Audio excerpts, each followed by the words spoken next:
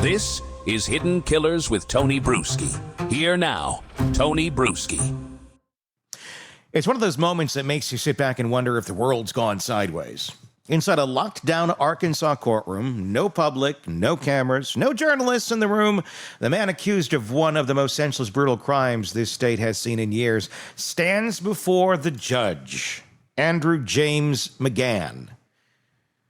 The name's already infamous in Northwest Arkansas, Fayetteville, and beyond. He's the man Arkansas State Police say ambushed Clinton and Cristen Brink in Devil's Den State Park in late July, stabbing them to death while their two young daughters fled for their lives.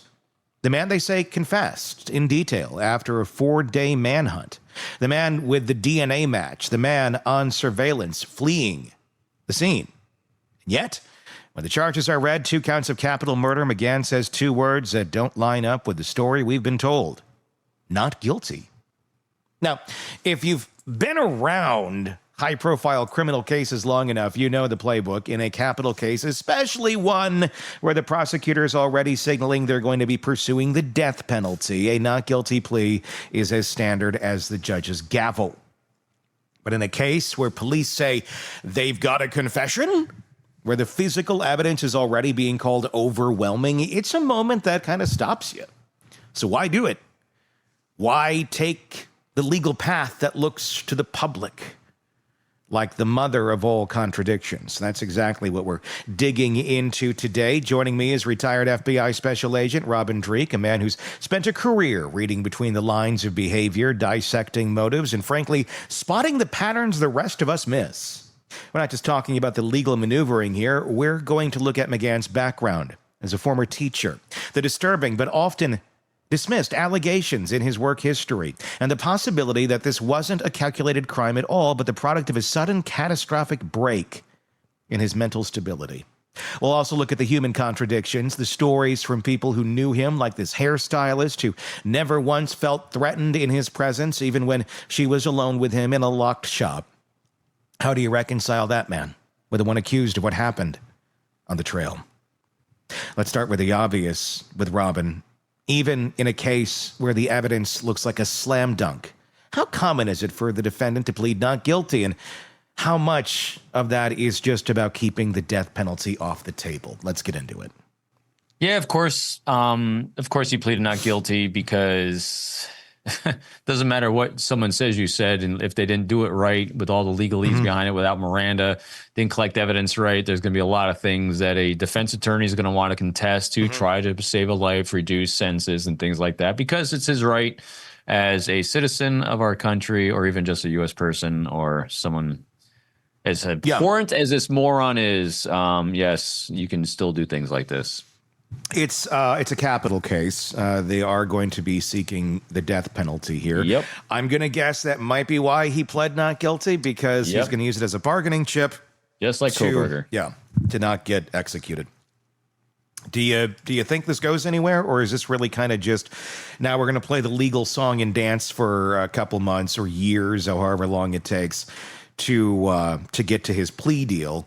Or do you think he's going to try and go all the way with this? Try and take this to a court? I mean, it's pretty insane if he were. He's on camera fleeing the park. His car is, I mean, it's there. There's not a doubt that this guy did it. I don't know how you're going to take this to a court and try and argue your point. But, you know, stranger things have been done. Who knows? I mean, I say who knows because you can't go on what we think he would do, because he's an idiot. Yeah. And another broken-brained individual. So it really comes down to who's been assigned to him as defense. Because if the attorney's really good, you're going to see some magic. It's going to blow our minds at what, how that. But if they have someone who's actually on a side of justice being done, it might go a little faster. So I think the first thing they're going to really focus on, at least from my optic and perspective, is how was that confession obtained? Was it a legal confession? Did all the checks and balances and all the tick blocks happen? In other words, was he given Miranda? Did he confess verbally? And then the most important thing, did he write down that confession in his own words and sign it after Miranda was given? Because that's generally what they're going to go for it. That's the gold ticket right there. Is his confession in his handwriting, non-compelled, in his own words, with no promises of anything, and after Miranda's been given. If they got that and DNA, I don't know why would the prosecutor even give a plea deal? I mean, no, we're gonna shuffle you off this planet.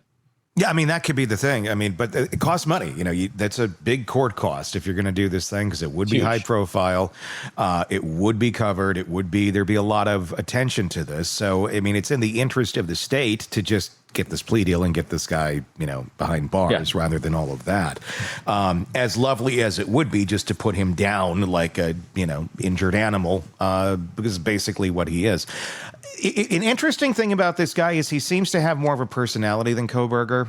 Not just quite an empty shell. Obviously, he was a teacher. He interacted with kids. Parents had various opinions of him. Teachers that he worked with had various opinions of him. Some good. A lot of them, he's off and odd and kind of creepy.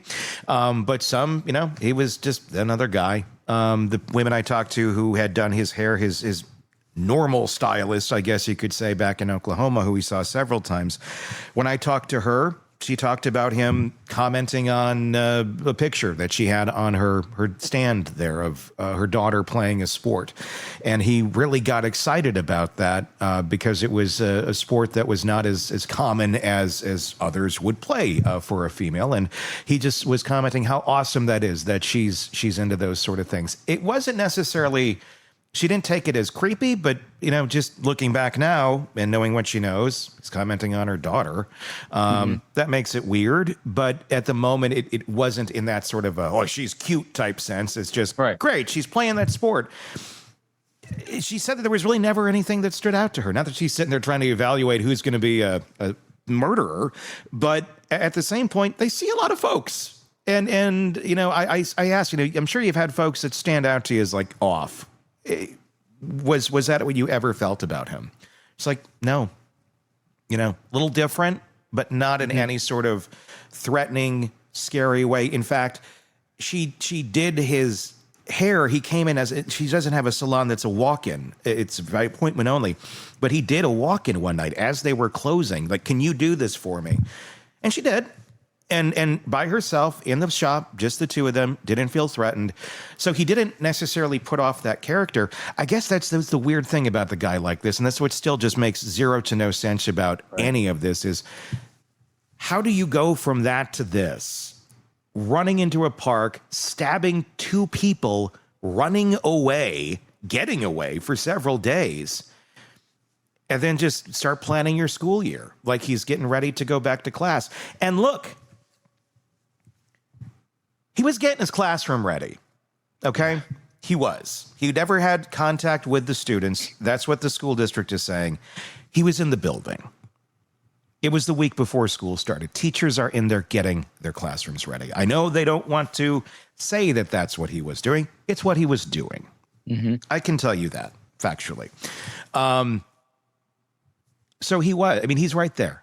He was about to start work Monday, the day that he was actually arraigned then. Or not arraigned, but they had the hearing. So, I don't know. This is a weird brain to me. I try to get and try to put myself behind the brain and the prism and go, what's broken about this one? This one gets me. But what have you been getting as you're running your mind through this? Yeah, I'm getting what you're getting, Tony. And I've seen it with fewer individuals that we've covered and that I've seen. And this is where I'd really lean heavily on some of my friends that are criminal psychiatrists and psychologists, because this looks to me, based on things I've heard them say about similar cases, it looks like a psychotic break potentially. That's what I'm wondering. Yeah, because and I've seen this. Look at me do my nose switch here. I've seen this with individuals that are on that edge. And I mean, I interact with people on social media a lot of times. And I know a few that have followed me and probably followed us both for a number of years now that are normal-ish, a little too needy, a little too dependent, a little too off, but still safe. And all of a sudden, I hear reports that they're off their meds. And all of a sudden, we hear some wacky shit.